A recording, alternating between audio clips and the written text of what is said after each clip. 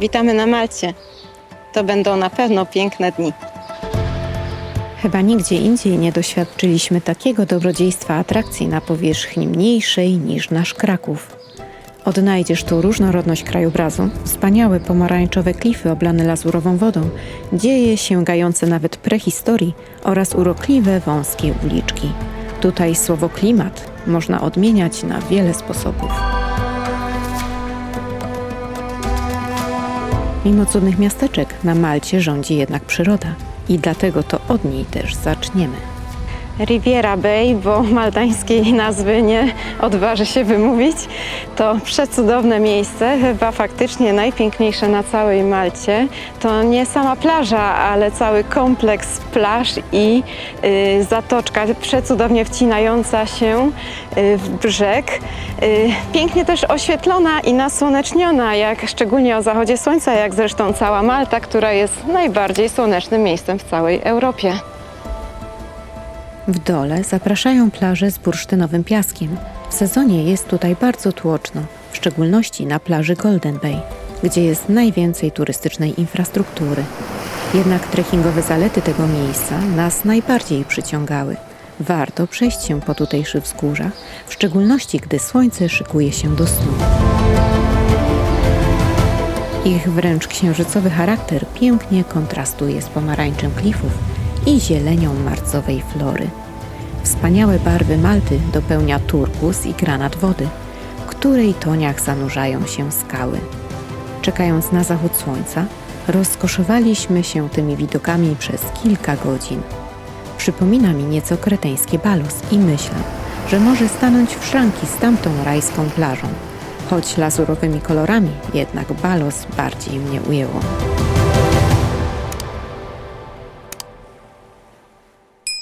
Pewnie kojarzycie ten słynny wjazd do miasta. Mogliście go zobaczyć w serialu Gra o Tron. Wiele seriali i filmów było kręconych na Malcie. To jeden wielki plener filmowy, ale co się dziwić, jest tutaj tak pięknie. Między innymi kręcono tutaj moje ulubione Gladiatora czy Troję, a całkiem niedawno Napoleona. Ta piękna brama chroni wjazdu do dawnej stolicy Malty, Mdiny. Została ona założona jeszcze przez Fenicjan w VIII stuleciu przed naszą erą. Jej metryka robi wrażenie, a to i tak nie najstarsze ślady obecności człowieka na tych wyspach. Do nich wrócimy, gdy będziemy na Gozo. Wydaje się, że od tych czasów nic się nie zmieniło. Miasto urzeka wąskimi uliczkami wijącymi się wśród domów w kolorze piasku. Ta barwa dominuje na całej Malcie i bardzo trafia w moje gusta. W zasadzie od XVI wieku, gdy stolicę przeniesiono najpierw do Birgu, a potem do Valletty, miasto zaczęło się wyludniać. To może zaskakujące, ale dziś mieszka tu zaledwie około 300 mieszkańców i Mdina nazywana jest miastem ciszy. Została też w całości wpisana na listę UNESCO. Spacer tutaj to wielka przyjemność, a fotogeniczne miejscówki znajdziesz niemal na każdym kroku. Jak wspomniałam, docenili to filmowcy. To na tym placu Meskita Ned Stark mierzył się z Jaime Lannisterem w serialu Gra o Tron. Niestety pojedynek przegrał, ale wróg nie do końca grał fair. Mdina jest niewielka. Nawet niespieszne obejście całości zajmuje co najwyżej kilka godzin. Dlatego zachęcam Cię jeszcze do spaceru po sąsiednim mieście, którego nazwę można tłumaczyć jako przedmieście. W Rabacie koło Mdiny czekają Grota Świętego Pawła oraz katakumby m.in. Świętego Pawła. Właśnie te są największe na całej Malcie i nie odmówiliśmy sobie przyjemności odwiedzenia ich. Katakumby, czyli groby zmarłych, robią niesłychane wrażenie. Labirynt korytarzy i pomieszczeń wykutych w skale przywołują czasy rzymskie i pierwszych chrześcijan. Mdina i Rabat uchodzą zresztą za kolebkę tej wiary na Malcie. Wiarę wzniecał święty Paweł, który przebywał tu 3 miesiące, gdy jego statek rozbił się o brzegi. Dlatego też powstała tutaj wystawna bazylika, której jest patronem. Maltańczycy zresztą przywiązania do chrześcijaństwa nie kryją, co szczególnie widać w Rabacie. Wiele tu wizerunków świętych i krzyży. Bilet do katakumb upoważnia również do wejścia do pobliskiego muzeum. Kiedyś była to barokowa rezydencja zakonu Joannitów. Dziś podziwiać tu można piękne obrazy, a wśród nich portrety wielkich mistrzów zakonu maltańskiego. Oczywiście cennych dzieł sztuki jest tu znacznie więcej. Według tradycji łódź świętego Pawła rozbiła się na północy państwa, o brzegi maleńkiej wyspy świętego Pawła. My podziwialiśmy skalne urwiska po przeciwnej stronie.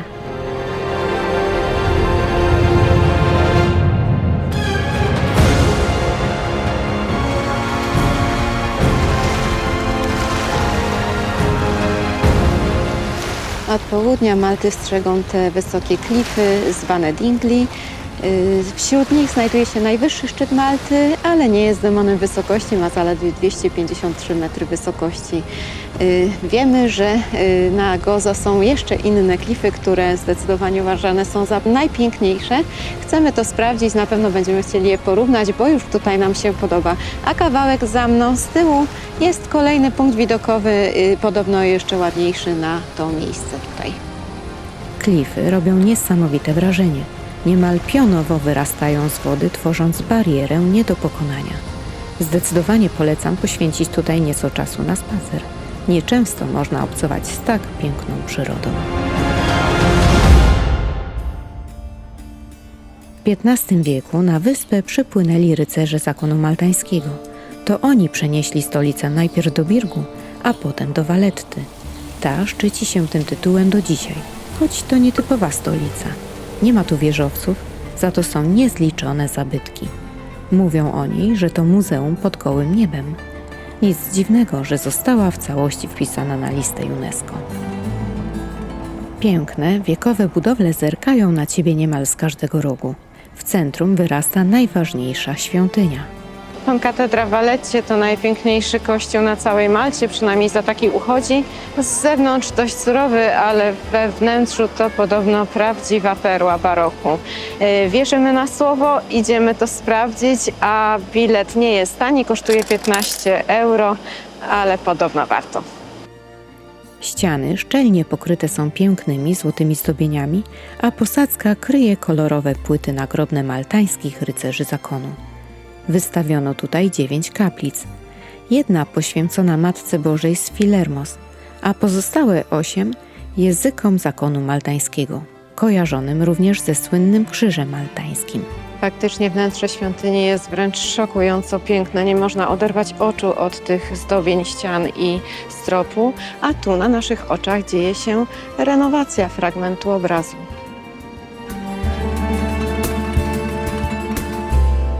Jak już o obrazach mowa, to w oratorium prywatnej kaplicy czekają 2 perełki pędzla Caravaggio. To święty Hieronim Piszący oraz Ścięcie świętego Jana, największy obraz stworzony przez Caravaggia i zarazem jego najsłynniejsze dzieło.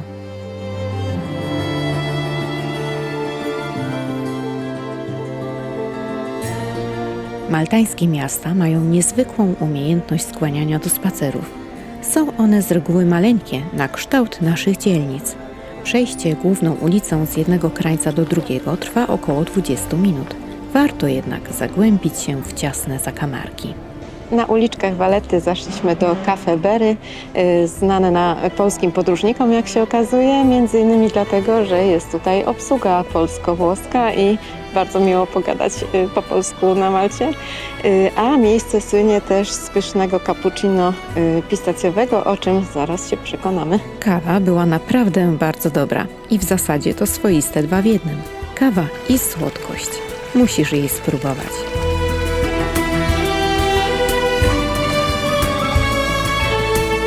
The Pub to słynne miejsce w Valetcie. Kojarzycie Proxima z Gladiatora, właściciela niewolników?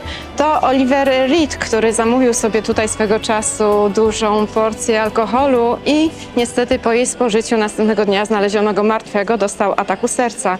Dzisiaj ten zestaw nazywa się The Legend. Nagła śmierć aktora zmusiła twórców do pokazania jego innych ujęć i wykorzystania efektów komputerowych, by dokończyć historię Proximo. Na południowo-wschodnim brzegu stolicy odnajdziesz 2 piękne ogrody, Barakka. To piękne tereny spacerowe, ale także miejsca, gdzie upamiętniono historię bohaterów narodowych.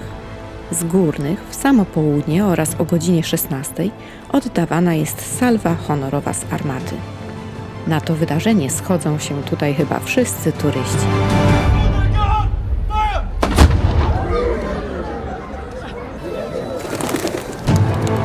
Upamiętniono tu również w formie tablicy dzielnych marynarzy polskiego niszczyciela ORP Kujawiak. W czasie II wojny światowej zakończyli tu swoje życie, tonąc po wpłynięciu na minę. Podczas tej wojny Malta była pod zwierzchnictwem Wielkiej Brytanii, a jej strategiczne położenie skutkowało nieustannymi nalotami. W obronie Malty brali udział polscy żołnierze. Ogrody i ich najbliższa okolica oferują fantastyczny widok na znajdujące się po drugiej stronie tafli wody Trójmiasto. Warto się przespacerować tymi ścieżkami, również po zmroku, gdy oświetlenie dodaje ekstra klimatu. W najpiękniejszym zakątku Valetty, na stromym przesmyku Świętej Łucji, spotkaliśmy się ze znajomymi blogerami. Skoro jesteśmy na Malcie, nie mogliśmy ominąć spotkania z Karoliną i Piotrem, Rude i Czarne. W końcu oni to specjaliści od Malty. Co Was skłoniło, żeby tutaj zamieszkać? Chyba słońce najbardziej, szczerze mówiąc, bo jednak jak wiemy, że słońce dodaje energii i pozytywnego nastawienia do życia, nie ma co ukrywać. No była taka pierwsza myśl, żeby w ogóle przyprowadzić się do Azji, ale wygrała trochę bliskość rodziny i tak dalej, więc byliśmy już kiedyś na Malcie. Słońce, morze. Podobało nam się, tak. Spodobało nam się. Język angielski urzędowy. Przyjechaliśmy tu na rok. A jesteśmy już Prawie 7. Świetnie. Myślicie, że zostaniecie do końca? Ciężko nam raczej dzisiaj tak powiedzieć, co będzie w przyszłości. Na początku przedłużaliśmy sobie ciągle o rok, a w końcu stwierdziliśmy, że nie ma sensu już dłużej przedłużać. Po prostu żyjemy chwilą i co dalej się wydarzy, to dopiero się ukaże. Na razie jest nam dobrze tak, jak jest, więc Zobaczymy. żyjemy chwilą. Nie planujemy już tego jak kiedyś, że przesuwaliśmy sobie granice co roku, że jeszcze rok na Malcie, jeszcze rok na Malcie. Zobaczymy. Tyle, ile mamy być, tyle będziemy. Powiem Wam, że bardzo Was rozumiem. Podoba nam się strasznie na Malcie i też chcielibyśmy tu nawet może i zamieszkać. Ja uwielbiam śródziemnomorskie klimaty, ale Łukasz studzi moje emocje. Polecamy maltańskie e-booki od Karoliny i Piotra. Kawał naprawdę dobrej roboty z mnóstwem informacji przydatnych podczas zwiedzania tego słonecznego kraju. A słońce przyda się do podziwiania niezwykłej przyrodniczej perełki. Właśnie jesteśmy po rejsie do Blue Grotto. To jest przefantastyczna sprawa. Gorąco Wam polecam. Wszystko pięknie widać, w słońcu się ładnie odbija. Pan na bieżąco mówi, na co zwrócić uwagę, bo to wcale nie tak łatwo wszystko dostrzec i na dodatek ogarnąć sprzętowo. No, myślę, że teraz Wasza kolej i pięknie Wam to pokażemy. Wiele przyrodniczych atrakcji Malty zostawiło w nas fantastyczne wspomnienia, ale ten krótki, 20-minutowy rejs był chyba najlepszy. Zdecydowanie warto przeznaczyć na to 10 euro. Blue Grotto to kompleks jaskiń dostępnych tylko z poziomu wody. Wpływając do każdej z nich, można podziwiać wspaniałą grę świateł. Te odbijają się od tafli morza i rozświetlają stropy niesamowitych formacji skalnych. Przejrzysta woda mieni się przeróżnymi kolorami, a szczególnie ujmuje ten lazurowy, którego w polskim Bałtyku nie uświadczysz. Niezapomniane przeżycie. Niestety zależne od pogody, bo przy silnych wiatrach łódki nie wypływają. Nawet wtedy jednak warto tutaj przyjechać, bo z punktu widokowego położonego nieco wyżej również można podziwiać grotę w całej okazałości.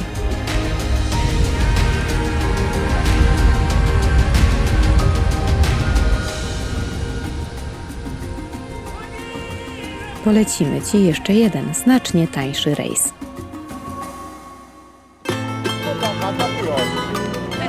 Jeśli za drogie Ci są gondole w Wenecji, to spróbuj tych na Malcie. W Valetcie 2 euro kosztuje szybki kursik do Trójmiasta. Nie są tak odpicowane jak te w Wenecji, ale za to bardzo swojskie i jest super. A naszym celem jest Birku, pierwsza stolica zakonu Joannitów. Po otwartym oblężeniu miasta przez Imperium Osmańskie stolicę przeniesiono do Valetty, która miała lepsze strategiczne położenie. Od tego czasu Birku stracił na znaczeniu, ale bynajmniej nie na uroku. Jeśli podoba Ci się klimat Valletty, ale nie lubisz tłumu, zdecydowanie polecamy Ci Birgu, jedno z miasteczek Trójmiasta. Jest chyba jeszcze bardziej klimatyczne, a na pewno dużo bardziej zaciszne. Zobaczcie, za mną nie ma nikogo, przede mną też nie ma nikogo, a miejsce jest bardzo śliczne. Ciasne zakątki z harmonijnymi domami i kolorowymi drzwiami tworzą jedno z piękniejszych miejskich doświadczeń. Niezwykłe to miejsce i mocno trafiło w me gusta. Z większych atrakcji miasta warto wymienić Pałac Inkwizytora czy Kolegiatę Świętego Wawrzyńca, ale przyjedźcie tu dla spokoju i ciszy, która nawet w Mdinie nie była tak wyraźna. Maltańczycy bardzo często nazywają swoje domy. Często to są odniesienia do postaci sakralnych, ale niekoniecznie. Czasem jest to osoba z rodziny. Taką nazwę trzeba zgłosić do urzędu i przez urząd musi być ona zatwierdzona. I dzięki temu na domach pojawiają się właśnie takie oto różne bardzo ładne, efektowne i ciekawe tabliczki. Warto wstąpić też do domu normańskiego. To prywatny budynek sięgający korzeniami XIII, a może i XII wieku. Ponoć to najstarszy budynek w mieście. Średniowieczne poczucie piękna i prostota urzekają, a właściciel bardzo ciekawie o nim opowiada. W końcu zna go jak własną kieszeń, bo większość prac renowacyjnych wykonał samodzielnie. Dom jest otwarty, właściciel gościnny, a za zwiedzanie zostawia się przysłowiowe co łaska. Nie spodziewaliśmy się, że Birgu nas tak oczaruje. Koniecznie tu zajrzyj, a nie będziesz żałować. Zanim wyruszymy na Gozo, to na wyspie Malta polecimy Ci jeszcze jedno niezwykłe miasteczko. Ciekawa nazwa miejscowości Marsaxlokk dobrze pokazuje unikalność języka maltańskiego. To jedyny język z grupy semickiej, który zapisywany jest alfabetem łacińskim, a tak naprawdę jest to mieszanka arabskiego, francuskiego, włoskiego i angielskiego. Na szczęście to nie jedyny język urzędowy tutaj, bo jest naprawdę dość skomplikowany i trudno się go nauczyć. Drugi to angielski i w tym języku również bardzo dobrze się tutaj porozumiesz z innymi. Nie przyjechaliśmy tu jednak dla nazwy, a dla tych uroczych, kolorowych łódek. To najpiękniejsza wioska rybacka, jaką do tej pory widzieliśmy. Łódki rybaków, malowane kolorowo, często są ozdobione dodatkowo charakterystycznymi oczami. To odwołanie do oczu Horusa lub Ozyrysa. Mają one chronić pływających na często wzburzonych falach Morza Śródziemnego. Hello. Good morning and good day, yeah? Thanks.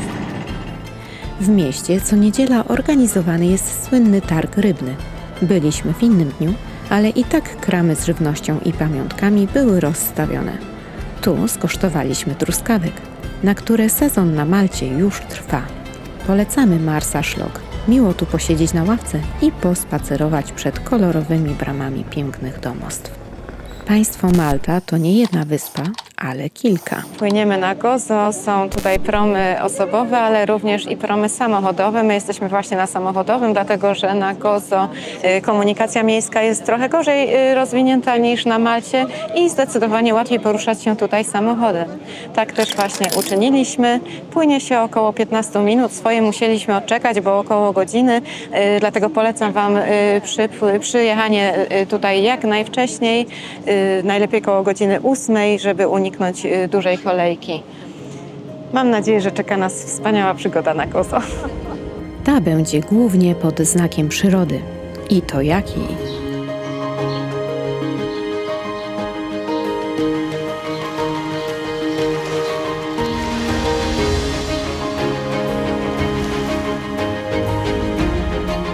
Właśnie kroczę śladami Momoy. Tutaj swoje wesele miała Daenerys i Khal Drogo. Kto oglądał grę o Tron, ten wie, o co chodzi. Kilka lat temu było tutaj cudne lazurowe okno, które się zawaliło, ale nadal to miejsce ma swoją magię i przyciąga sporo turystów. Nic dziwnego, przecież widoki są tutaj wciąż cudne. Kiedyś lazurowe okno było symbolem Gozo i całej Malty. Dziś Dwejra Bay wciąż przyciąga za sprawą innych przyrodniczych atrakcji, jak skały Fungus czy Blue Hole. Do podziwiania zostało nam inne okno w północnej części wyspy.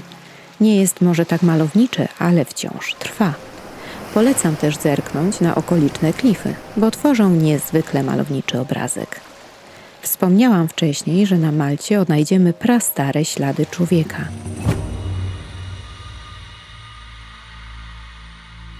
Za mną wyrastają megalityczne świątynie. Jest to coś naprawdę fascynującego, bowiem są one starsze od samych piramid w Egipcie i od Stonehenge w Wielkiej Brytanii. Na maltańskich wyspach jest wiele podobnych, starożytnych stanowisk, jednak Gigantia są z nich najstarsze i bardzo dobrze zachowane. Jest to kompleks 2 świątyń, prawdopodobnie związanych z kultem płodności. Szacuje się, że niektóre bloki wapienne je tworzące ważą nawet 60 ton. Stąd legendy, że świątynie są dziełem gigantów. Przed wejściem na teren świątyń przechodzi się przez nieduże muzeum, w którym zebrano interesujące artefakty odnalezione właśnie tutaj. Poznasz tu historię tego fascynującego miejsca. Oczywiście do pewnych granic, bo wiele faktów skrywa mrok tajemnicy. Miejsce uświadamia, jak niewiele jeszcze wiemy o początkach ludzkości i jak wielki potencjał drzemie w ludziach, skoro ponad 5000 lat temu mogli tworzyć tak niebywałe przedmioty i budowle.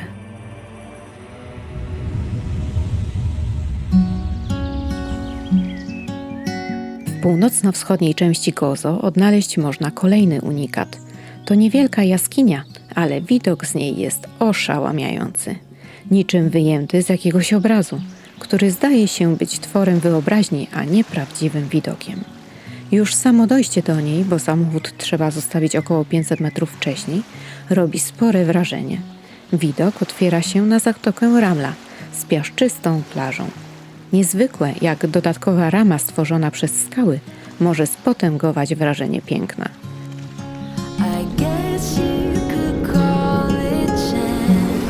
Wstęp do groty jest bezpłatny, mimo że znajduje się na prywatnym terenie. Z niej można zejść też na plażę.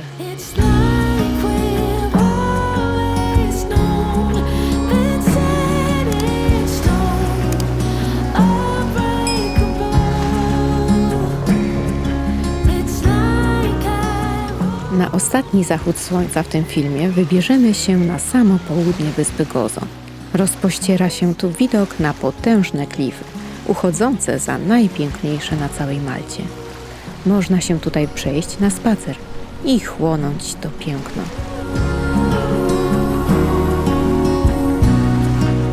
Bardzo gorąco polecamy Ci Maltę i jej wspaniały wyspiarski klimat oraz słońce, które świeci tutaj najczęściej w całej Europie. Zostaw łapkę w górę i do zobaczenia.